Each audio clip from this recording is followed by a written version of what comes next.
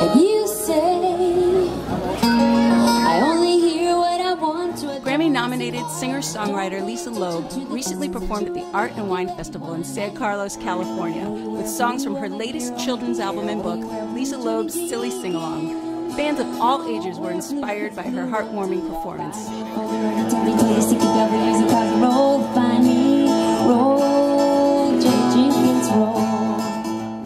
Hi, I'm Ruth Gerson, and we're here at the Reading Bug in San Carlos, California with Lisa Loeb, and we're celebrating, first of all, a fantastic show and her new release, an album and book, Lisa Loeb's Silly Sing-Along with Disappointing Pancake and Other Zany Songs.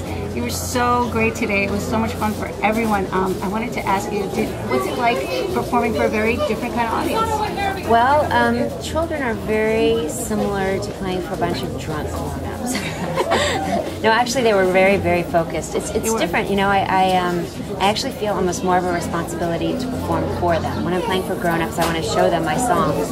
But for kids, I really feel like it should be more interactive. So I'm really learning more and more about what they actually want to hear and things that they can show me too, because sometimes that's part of the experience. And you really did that, and you look like you're having so much fun, and the kids are having so much fun, and the grown-ups were having fun. It was just a great experience.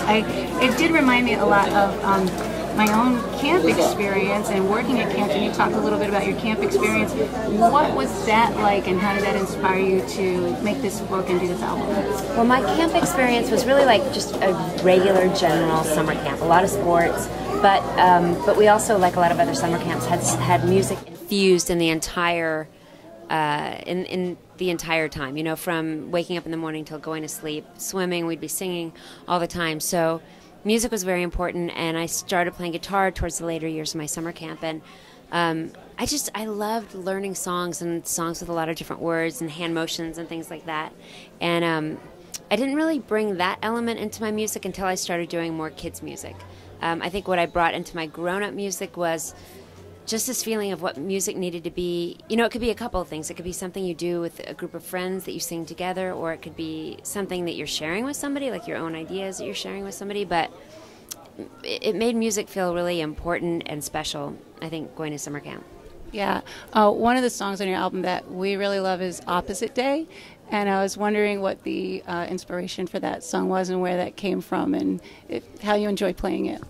Well, it's funny. The songs on my Silly Sing-Along record, as well as my Camp Lisa record, I collaborated with Michelle Lewis and Dan Petty, and they're in Los Angeles. And we worked together. Michelle had also been to summer camp, and they have a little boy. They had a son before I even had my daughter.